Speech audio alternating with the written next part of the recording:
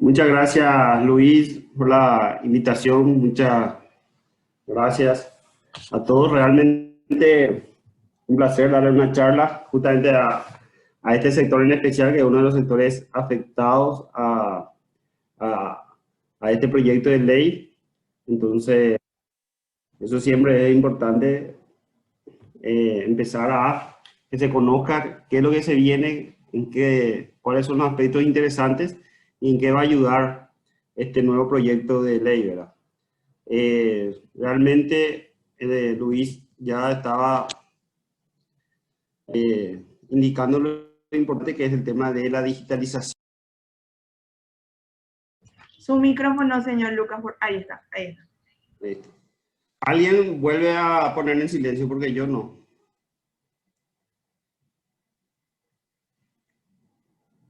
Está activado su micrófono. Adelante, señor Lucas. Dale. No sé hasta dónde me escucharon, pero voy a empezar nomás ya la presentación. Simplemente agradecer la invitación y bueno, voy a pasar a explicarle un poquito qué es lo que es la nueva ley de los servicios de confianza para las transacciones electrónicas, del documento electrónico y del documento transmisible electrónico. Y justamente la Dirección General de Firma Digital y Comercio Electrónico es la autoridad de aplicación de dos leyes muy importantes. La Ley 4017, que es de firma electrónica, documento electrónico, expediente electrónico, y la Ley 4868, que es de comercio electrónico. Esta ley la Ley 4017 estaba vigente desde el 2010 y fue la que permitió que muchos procesos en diferentes empresas puedan tener un sustento legal para poder migrar a un entorno completamente electrónico.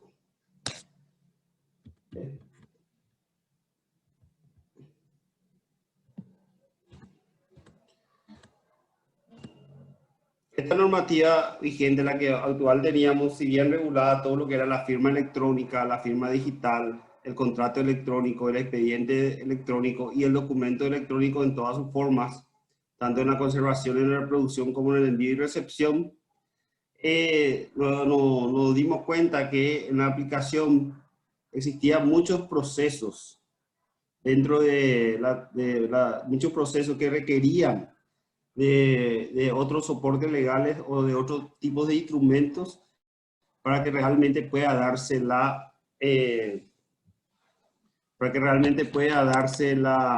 que ese proceso sea en un entorno completamente electrónico. Entonces ahí es donde nosotros buscamos una ley que permita generar el ecosistema de confianza en las interacciones electrónicas entre el ciudadano, el Estado y las empresas, ¿sí? Con una seguridad jurídica, ¿sí? Y utilizando sistemas que sean fiables, seguros y de fácil uso. También buscando un equilibrio entre lo que es la usabilidad y la seguridad. Porque nos hemos dado cuenta que muchos de los procesos que se querían tramitar quizás no eran necesarios aplicar cuestiones tan estrictas como la firma digital, o simplemente se podría hacer uno de los trámites simplemente con un sistema de identificación. Es ahí entonces donde nosotros estuvimos trabajando durante más de 3 años en elaborar un proyecto de ley que pueda generar ese entorno de confianza deseado en las transacciones electrónicas.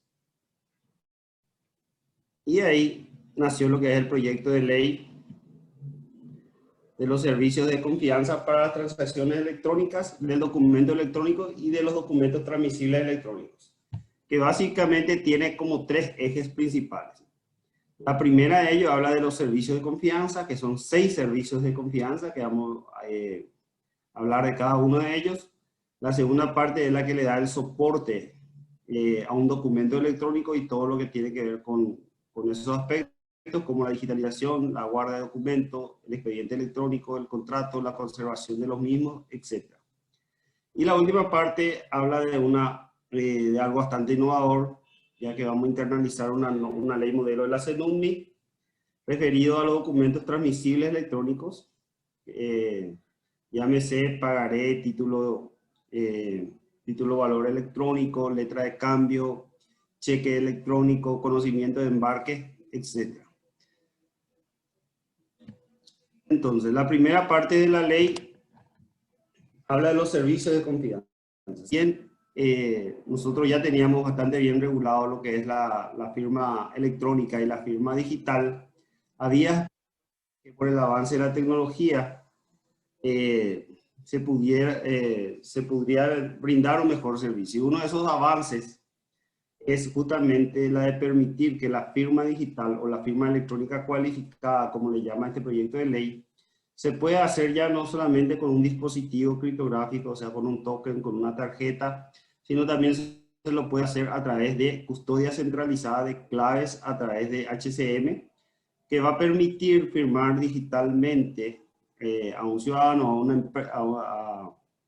desde cualquier dispositivo, ya sea de su celular, ya sea de la computadora, de una tablet, sin necesidad de tener ese dispositivo criptográfico, porque la clave privada va a estar centralizada en un HCM de forma segura y el acceso a ellos de forma segura, y eso va a permitir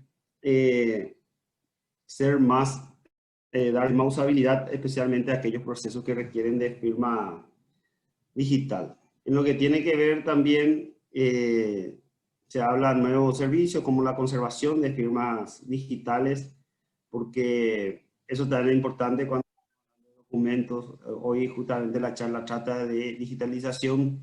Digitalización es generalmente algunos de los documentos que se digitalizan deben conservarse en el tiempo por una determinada ley o reglamento, tienen que conservarse por un determinado tiempo, y la conservación de ese documento electrónico, así como el documento físico tiene la forma en que hay que tratar el documento para que se conserve en el tiempo, de la misma forma el documento electrónico tiene ciertas características que deben cumplir a la hora de guardarse en su formato final para que perdure en el tiempo y mantenga las condiciones adecuadas para que siga teniendo el mismo valor probatorio. Y esas cuestiones son algunas cosas importantes, como el tema de el tipo de archivo final, qué tipo de archivo es, el tipo de firma que se le aplica, el formato de esa firma y otras cuestiones. Entonces eso es lo nuevo de la firma electrónica y la firma digital. El resto continúa absolutamente igual. También lo que se hace es una mayor aclaración de cómo se va a procesar el tema de la firma cuando un documento está firmado electrónicamente o está firmado digitalmente, y cómo se deben hacer las comprobaciones para que tengan el valor jurídico adecuado. Por otra parte, se dejará exclusivamente el uso de firma para personas físicas, ¿sí? Al contrario de lo que dice la ley actual, que la firma está dada para personas físicas y personas jurídicas. La firma se deja exclusivamente para personas físicas. En este caso, si una sociedad va a querer firmar un documento como sociedad, va a tener que firmar con la firma física de sus representantes que tienen el poder de firma en esa sociedad. Y para las personas jurídicas se reserva lo que se denomina el sello electrónico y se le da un efecto jurídico diferente, lo que es la firma electrónica. El sello electrónico le da el efecto jurídico de integridad y origen a un documento electrónico. O sea, una vez que se le aplica ese sello, ese documento ya, en el caso de que sufra una modificación, va a ser advertida por el sistema esa modificación, y también va a dar garantía de qué entidad o qué persona física es la que emitió o la que selló ese documento. Y eso se va a utilizar justamente para la agilización y la automatización de trámites. Porque en las empresas, tanto públicas como privadas, se va a tener que hacer una reingeniería de los trámites y ver qué de estos servicios se va a aplicar. Y de acuerdo a eso, se podría aplicar uno u otro servicio y poder hacerlo de forma automática. En el caso de sello, se tiene previsto para emitir, por ejemplo, emisión de certificados o emisión de constancias, en donde ya es más que suficiente que tenga un sello que dé garantía de integridad y de origen. Por ejemplo, podría ser un certificado de nacimiento, podría ser un certificado de estudio, en el caso de una entidad pública, podría ser una constancia de RUC o otro tipo de documento. También algo nuevo que se tiene un marco legal por primera vez es lo que es la identidad electrónica, o en algunos países le llaman la identidad digital. Por primera vez en Paraguay vamos a tener un marco jurídico que le va a dar identidad electrónica a una persona física o jurídica. Esta identidad electrónica, según los niveles de seguridad aplicados al sistema de información que expide estos medios de identificación y a los propios medios de identificación y a la forma en que se guardan esos datos de identificación, pueden tener 3 niveles de seguridad. El nivel de seguridad bajo, el nivel de seguridad medio o sustancial y el nivel de seguridad alto. Cualquiera de estos 3 servicios son muy importantes y de acuerdo a la criticidad del proceso quizás se va a requerir uno u otro tipo de identificación. La diferencia está no solamente en los aspectos de seguridad que refieren al modo en que se hace la solicitud y el registro para tener los datos de identificación de esa persona, al procedimiento, cómo se hace para la emisión de ese medio de identificación, a la seguridad tanto procedimental, documental, de recursos humanos, que lo que trabajan en esa empresa que piden ese medio de identificación, sino también hay efectos jurídicos diferentes para una u otro niveles de seguridad, ¿verdad? En el caso de los niveles bajo y sustancial, para poder de identificación, estos podrán ser emitidos por un prestador de servicio de confianza no cualificado. Un prestador de servicio de confianza no cualificado es una entidad que puede ser pública o privada, física o jurídica, que expida estos medios de identificación. Pero al ser no cualificado no requiere de un proceso de habilitación por parte de la autoridad de aplicación, que en este caso es del MIC, sino que simplemente debe comunicar que está brindando este tipo de servicio en un tiempo no mayor de 3 meses de iniciada su operación. Y aparte debe cumplir todas las cuestiones que están estipuladas para ese servicio, para ese proveedor en la ley, ¿verdad? También en caso de que la identificación de nivel de seguridad sustancial o bajo entre en una controversia, la carga de la prueba la tiene el que invoca esa falla, o que quiere protestar contra eso, ¿verdad? Sin embargo, cuando hablamos de una identificación de nivel de seguridad alta, en primer lugar es la única identificación que le da una equivalencia funcional con la identificación presencial, ¿sí? Por otro lado, la carga probatoria también la tiene justamente el prestador de servicio de confianza. Y este prestador de servicio de confianza debe ser un prestador de servicio de confianza cualificado. ¿Eso qué implica? Que este prestador debe estar sometido a un procedimiento de habilitación, de inspección y de control de todos sus sistemas, de todo su personal, de todos sus procedimientos, a los efectos de poder ser habilitado y que puedan emitir medios de identificación de nivel de seguridad alta. Aparte deben ser sometidos, por ejemplo, a auditoría cada 2 años y otras cuestiones más.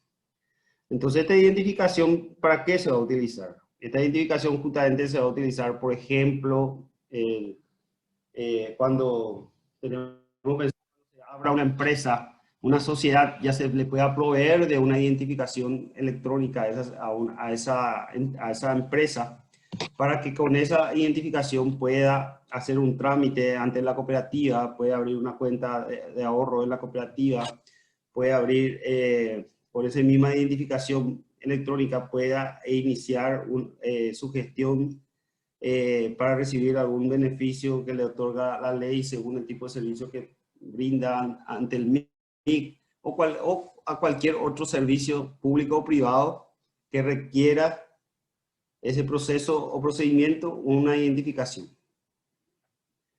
El siguiente servicio es el sello de tiempo electrónico. Este es un sello que lo que le da es fecha cierta a un documento electrónico. O sea que a partir de ahí se tiene certeza del momento en que que ha existido ese documento, ¿verdad? O que ha sido firmado o sellado ese documento electrónico. Eso era también un vacío que no teníamos en la ley anterior, que no teníamos forma de dar a un documento electrónico. El otro servicio es la autenticación de sitios web, la autenticación de páginas web, los certificados que hoy ya usan todas las cooperativas, los bancos, cualquier página web ya tiene allí arriba un certificado de seguridad, pero no tenía no tenía un reconocimiento jurídico y también no había controles de los estándares que debían cumplir como mínimo esos certificados, porque hay certificados de todo tipo, ¿verdad? De los más vulnerables hasta los más seguros. Pero esto lo que va a garantizar que por lo menos los certificados que sean validados por esta ley cumplan ciertos procedimientos que le permitan identificar fehacientemente quién es el que está detrás de ese dominio y que el procedimiento de emisión de ese certificado se haya hecho de forma adecuada y con todos los niveles de seguridad requeridos para el efecto. Y el otro es el servicio de entrega electrónica certificada, que va a permitir enviar y recepcionar documentos críticos en un entorno completamente electrónico y tener garantía de la fecha de envío, de la fecha de recepción, de la integridad del documento enviado y recibido, y que existan las pruebas suficientes sobre sobre este proceso. Entonces son los 6 servicios de confianza. Al terminar la presentación voy a dar una demostración, como estamos hablando en un entorno de cooperativa, y eso con un ejemplo de préstamo, cómo se aplicaría esto en la parte práctica. La otra parte de la ley habla de los documentos electrónicos. Y esto ya son cuestiones reguladas en la ley 4017, simplemente fueron subsanados algunos pequeños errores de redacción y de interpretación que tenían. ¿Y cuáles son esas cuestiones en particulares que se resolvieron? En primer lugar, todo lo que tiene que ver con el expediente electrónico. El expediente electrónico, si bien ya tenía validez por la ley, por la modificatoria de la ley 4017, la 4612, no había garantía de integridad de ese documento, de ese expediente electrónico. Entonces, lo que ahora la ley establece es la obligatoriedad que un expediente electrónico que tenga el conocimiento de esta ley se garantice la integridad. Y esa integridad se garantiza a través de lo que se denomina el índice electrónico. Que el índice electrónico lo que es un archivo en donde se guarda la huella digital de cada documento que va ingresando al expediente, aparte del orden y la fecha en que ingresó, y eso se va firmando y sellando digitalmente a lo largo del ciclo de vida de ese expediente. Entonces se queda registro de que realmente los documentos que están ahí son lo que corresponde en el momento y en el tiempo que fue ingresado en este expediente. Por otra parte, se dejó claro todo lo que es el procedimiento de digitalización certificada, que no estaba bien claro en la ley actual, porque por un lado decía que sí requería de una homologación del MIC, por otro lado decía que no. Bueno, ahora se dejó bien claro que el proceso de digitalización certificada, que es el proceso de poder digitalizar un documento físico, ¿sí? Y reproducirlo en un entorno electrónico, pueda realizarse a través de un mecanismo que permita, que garantice a través de la ley mantener su condición de originalidad. Y esa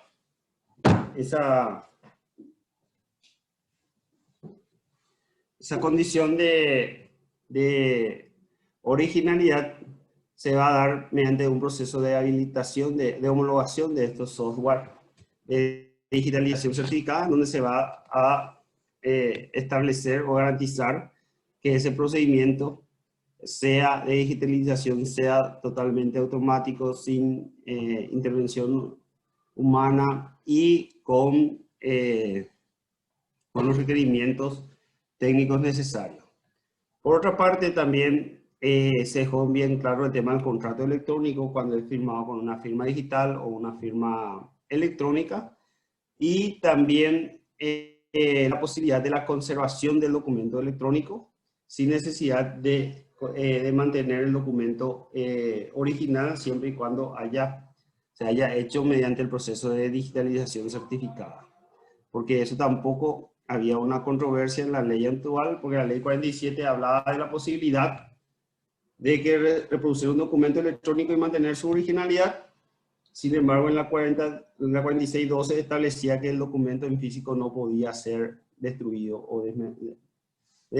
y eso generaba que muchas empresas que querían optar por la digitalización de sus procesos no lo hicieran porque tenían la obligación de conservar aún el documento en papel. Entonces eso le va a dar claridad al proceso de digitalización certificada. Por último, la ley habla de todo lo que son los documentos transmisibles electrónicos. Y ahí voy a dar como ejemplo justamente el pagaré. Cuando hablamos y le da una equivalencia funcional de todos los documentos transmisibles, los títulos transmisibles emitidos al papel con los emitidos electrónicos. Y habla de todo el ciclo de vida y habla de todas las posibilidades. Y habla que este ciclo de vida de este documento electrónico transmisible o del pagaré pueda iniciarse, por ejemplo, en un entorno físico, pueda pasar a un entorno electrónico y continuar a partir de allí en un entorno electrónico todo su ciclo de vida. O simplemente nacer ese pagaré en un entorno electrónico y que todo su ciclo de vida sea en un entorno electrónico. O nacer en un entorno electrónico y que después pase a un entorno físico. O sea, te da todas las posibilidades, te habla de las características y de la fiabilidad y la seguridad que deben tener estos sistemas. Y esto va a garantizar aún más la posibilidad de que todos estos tipos de documentos se puedan hacer en un entorno completamente electrónico. Entonces, como ven, el proyecto de ley es bastante ambicioso. Este proyecto de ley tiene 106 artículos. De los 106 artículos, en la Cámara de Diputados fueron aprobados 106 artículos sin modificación. Pasó a la Cámara de Senadores y ahí fueron aprobados 105 artículos sin modificación, pero en la Cámara de Senadores sugirió la modificación de un artículo, que es el artículo 103. Este artículo 103 establece que todas las entidades financieras, tanto cooperativas, bancos, EMPES, casas de valores, deben utilizar para las transacciones electrónicas un sistema de identificación de nivel de seguridad alto. Eso era la propuesta original de la ley, y en la Cámara de Senadores esa propuesta se modificó y se estableció que ese nivel de seguridad va a ser establecido en la reglamentación por el órgano competente de acuerdo al nivel de riesgo de la operación. Eso volvió a la Cámara de origen, a la Cámara de Diputados, y la Cámara de Diputados se ratificó en la versión original, y ahora la ley está de vuelta en el Senado, en donde tiene como máximo el Senado 2 meses y medio, ya pasaron 15 días de esto, para poder o ratificarse en la modificación del 103 o se queda con la versión original de diputados. Nosotros creemos, estuvimos hablando con la gente del Congreso, que no va a pasar un mes en que esto vuelva a tratarse y ya sea sancionado este proyecto de ley, o sea que ya es más que una realidad. Este proyecto de ley va a derogar la ley 4017 y esta será nuestra nueva Biblia en todo lo que sea el entorno electrónico. Y la verdad, nosotros esperamos un impacto en todos los sectores, ¿sí? En todos los sectores. En primer lugar, creemos en el comercio, porque estamos hablando que esta ley va a favorecer al comercio electrónico, le va a dar seguridad jurídica al comercio electrónico, le va a dar seguridad jurídica a las transacciones que hoy se hacen en línea. Va a tener un impacto social, porque con la identificación electrónica se busca poder identificar fehacientemente a aquellos beneficiarios de muchos servicios. Y un caso, y un ejemplo que tuvimos justamente fue en la época de pandemia, en donde se lanzó el tema del PTO, y había que identificar a las personas para que puedan ser sujetos a esa acción, ¿verdad? A ese beneficio. Y eso fue un trabajo súper, se tuvo que perder muchísimo tiempo porque no se tenía, en primer lugar, un mecanismo legal para poder hacer esa identificación en forma electrónica. Y no se le pudo identificar rápidamente a la persona. Entonces, con este sistema y pensando que en la propia cédula de identidad, en la cédula de identidad paraguaya, la nueva cédula de identidad que está por salir, van a tener dos mecanismos importantes. Uno, va a tener, y le puedo mostrar acá, tengo justamente acá la nueva cédula paraguaya va a ser esta. Esta nueva cédula, aparte de tener todo lo normal, atrás va a tener un chip. No sé si ven acá. Ahí se puede notar el chip, ¿sí? Dentro de ese chip va a tener dos mecanismos. Uno, ahí va a contener la clave privada y el certificado digital que te va a poder permitir firmar digitalmente todo tu documento electrónico con tu cédula de identidad. Y en segundo lugar, va a tener un mecanismo de un sistema de identificación de nivel de seguridad alto, que va a permitir hacer un macheo de tu cédula con tu huella digital para saber de que realmente el que está haciendo ese trámite, el que es poseedor de esa cédula, es la persona quien dice ser. Entonces, con este mecanismo nosotros pensamos que va a poder realmente muchísimos trámites poder hacerlo, ¿verdad? En la economía, ¿por qué? Porque acá se habla de un mundo de nuevos negocios. Estamos hablando de que tienen que montarse empresas que ofrecen el sistema del pagaré electrónico, el sistema de identificación electrónica, empresas que tienen que expedir estos medios de identificación electrónica, empresas que tienen que dedicarse a la conservación de los documentos o a la bóveda electrónica para la conservación de este documento en un entorno electrónico, y así sucesivamente. En el ámbito de educación, porque ya estamos trabajando con el título, por ejemplo, con el título universitario electrónico, para poder expedir, y ya en otros países los títulos o los certificados de estudio ya se expiden en un entorno completamente electrónico. Estamos hablando de un impacto en la justicia, ¿por qué?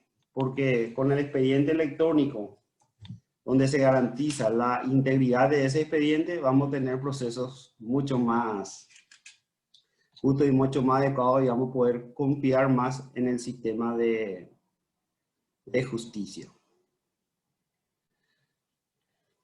Entonces, ¿qué es lo que se espera con la aplicación de esta ley? En primer lugar, la seguridad jurídica. Es algo que en toda... Porque a través de esta Dirección General de Comercio Electrónico nosotros intervenimos en las negociaciones que Paraguay hacen a través de Mercosur, Unión Europea, Mercosur, Canadá.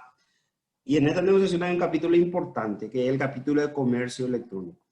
Y ahí se debate y mucho, y algo que le importa a todo el mundo es, está bien, vamos allá a comerciar, pero la mayoría de estos comercios ya se hacen con transacciones en línea, y nosotros necesitamos buscar esa garantía jurídica en esas transacciones en línea, ¿verdad? Y eso es lo que se busca, entonces, esa seguridad jurídica y la confianza en las transacciones en línea.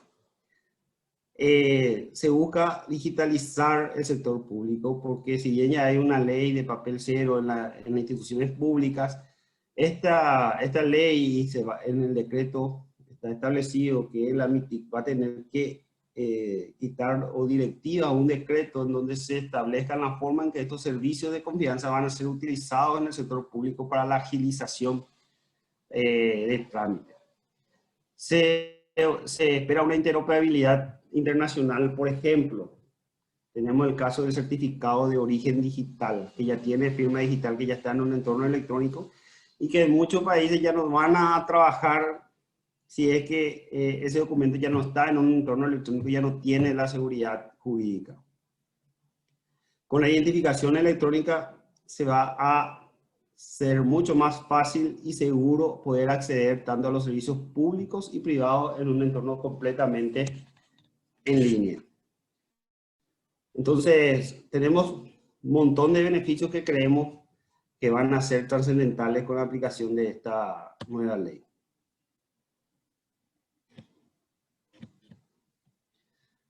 Como último, para no extenderme largo, quería darle un ejemplo de cómo esto sería en la práctica. Un ejemplo que todos, como estamos en el ámbito cooperativo, todos conocen. Por ejemplo, una solicitud de crédito, ¿sí? Tenemos acá como ejemplo una solicitud de crédito, en donde ponemos una entidad financiera, una cooperativa que está acá en Asunción y tiene un socio que está allá en el fondo del Chaco, en un lugar, queriendo hacer una solicitud de crédito o una solicitud bancaria. Entonces, ¿cuál es ese escenario? En primer lugar, del lado de la cooperativa, tiene una página web que usa un certificado de autenticación de página web que tiene el reconocimiento o la garantía de esta ley. Entonces, el ciudadano que está ya por acceder a ese servicio va a saber que esa página web realmente le corresponde a su cooperativa y que el certificado que utilizó es un certificado realmente seguro que le da garantía para identificar el link de la cooperativa y para que ese envío y recepción de documentación se haga de forma cifrada. Por otro lado, la cooperativa, al exigir para acceder a su portal web un sistema de identificación de acuerdo al proceso, al nivel del servicio, puede ser de uno u otro nivel, pero supongamos en este ejemplo que se use un nivel de seguridad alta, entonces va a estar seguro la cooperativa que la persona que accedió a su página web es quien dice ser y tiene una garantía jurídica de que esa persona es fulano de tal. Entonces ahí se empieza a generar confianza porque ambas partes están plenamente identificados y respaldados jurídicamente. Entonces ahí el segundo paso, ¿qué es? Le envía la empresa, en el caso de hacer una tramitación del contrato, un préstamo, le envía el documento digitalmente, ¿verdad? Le envía el documento, la persona de su celular ve el documento, ve el contrato, ve las características y ¿qué hace la persona? Aplica, por ejemplo, su firma digital o su firma electrónica y firma el contrato dando su conformidad al contrato que le envía el banco. Posteriormente vuelve a remitir al operario del banco, este revisa ese contrato, verifica como usó una firma digital válida, sabe que el que dice firmar es quien dice ser y que no puede repudiar. Entonces ahí el operario del banco, ¿qué va a hacer? Va a firmar el documento, puede ponerle el sello del banco, el sello electrónico del banco, le puede poner un estampado de tiempo para dar garantía de la fecha y hora en que se está haciendo ese proceso. Y también puede hacer todo este proceso de envío y recepción de documentos a través del servicio de entrega certificada, en donde va a quedar registro de toda esa operación. Y ahí viene lo importante, que todos estos servicios de confianza se quedan plasmados en el propio documento y no depende del sistema de información donde se está haciendo eso. Entonces, ante una controversia, por ejemplo, ante un incumplimiento de este contrato, la parte que quiere invocar simplemente debe presentar ese contrato. Y en ese archivo, en ese PDF, Ahí va a estar el sello de tiempo, va a estar el sello electrónico, va a estar la firma digital de las partes. Entonces, simplemente ahí van a estar todas las pruebas necesarias para poder hacer valer ese contrato. Y ya en esa tramitación ya no va a requerir de una pericia de la base de datos, del sistema de información y demás. Entonces eso facilita muchísimo y aparte tiene plena validez jurídica. Bueno, hasta por acá. No sé si ya hablé mucho de más, pero quedo atento a sus preguntas o consultas. Lucas, excelente, muchísimas gracias.